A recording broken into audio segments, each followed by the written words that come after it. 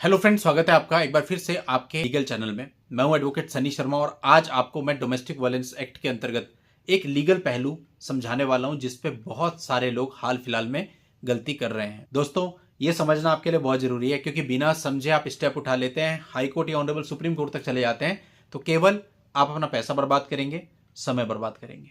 कुछ बारीकियां होती हैं, कुछ टेक्निकल चीजें होती हैं जो आपको पता होनी जरूरी है। देखिए, डीवी एक्ट का एक केस होता है, उसके अंतर्गत आपकी पत्नी ने आपको, आपके माता पिता को और रिश्तेदारों को पार्टी बना लिया।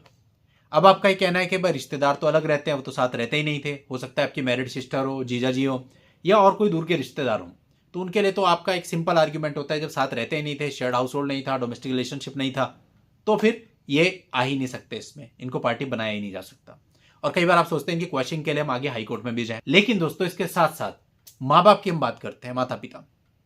कई बार होता है शादी हो गई, शादी के बाद लड़की आई, रिचुअल्स हुए और उसके बाद पति की नौकरी कहीं बाहर थी और जो पत्नी थी वो पति के साथ ही बाहर चली गई, दूसरी जगह पे रहने लग गई और माता पिता जो नेटिव प्लेस है वहां पर रह रहे हैं।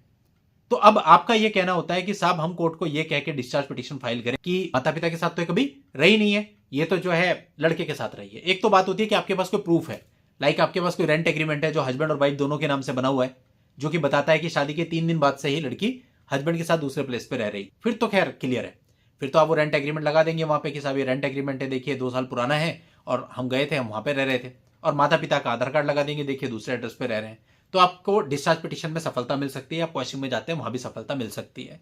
लेकिन हम बात कर रहे हैं ऐसे मामलों की जहां पर आपके पास ऐसा कोई रेंट एग्रीमेंट नहीं है। अधिकतर मामले आते हैं पति पत्नी अलग रहते हैं लेकिन ऐसा कोई प्रूफ नहीं होता, और पत्नी क्या करती है, अपने पिटीशन में लिख देती है, जब मैं अपने ससुराल में रही तब मेरे सास ससुर ने मेरे को बहुत परेशान किया, मेरा स्त्री धन ले लिया, तमाम प्रकार की चीजें लिख देती है। लेकिन वास्तविकता ये होती है वो अपने ससुराल में रही नहीं होती।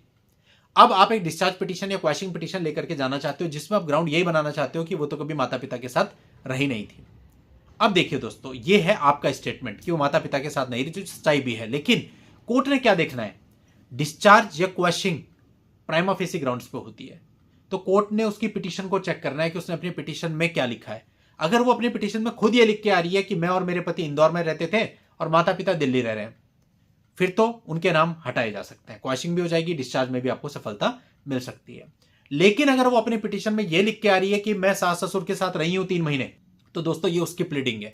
और आपकी प्लीडिंग क्या है कि आप कभी साथ में नहीं रहे। अब कोर्ट के लिए तो दोनों पक्ष बराबर है।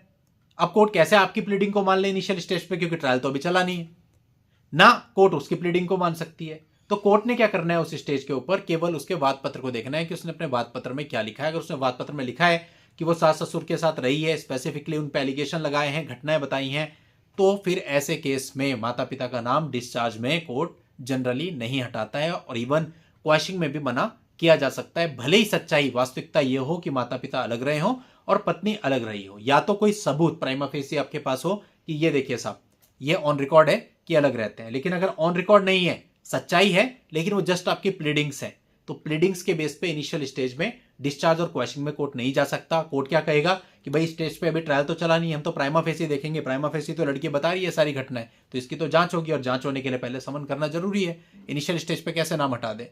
तो ऐसी स्थिति में उनके नाम हटने मुश्किल होते हैं।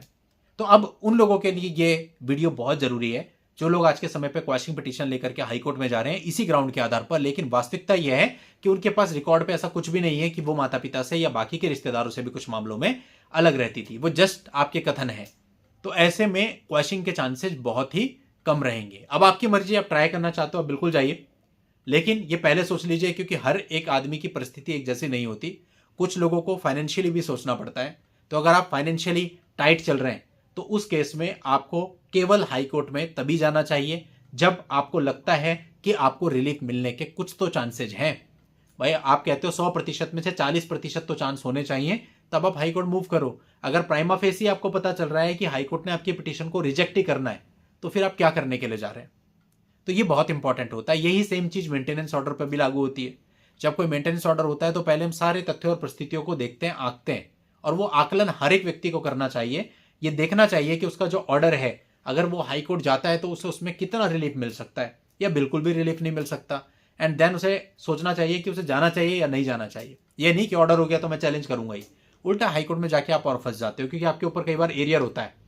अब नीचे की कोर्ट में तो फिर भी चलो एरियर आप थोड़ा थोड़ा करके देते रहते हैं एग्जीक्यूशन के टाइम पे। बट अगर आप हाई कोर्ट में जाते हैं तो हाई कोर्ट एक ऑर्डर कर देता है कि आप 50% जमा कराओ, देन फिर आपको उस ऑर्डर की कंप्लाइंस करनी पड़ती है, और कई बार आपके पास उतने पैसे एक साथ होते भी नहीं, तो फिर फंसने वाला काम हो जाता है। तो इसलिए पहले अच्छे से आकलन करो कि किन चीजों के लिए आपको ऊपर वाली कोर्ट में जाना चाहिए, उसके बाद ही आपको जाना। चलिए दोस्तों, आज के इस वीडियो में इतना ही। नेक्स्ट वीडियो में नई जानकारी के साथ मैं आपसे फिर मिलूंगा। तब तक के लिए goodbye and thank you for watching. Take care.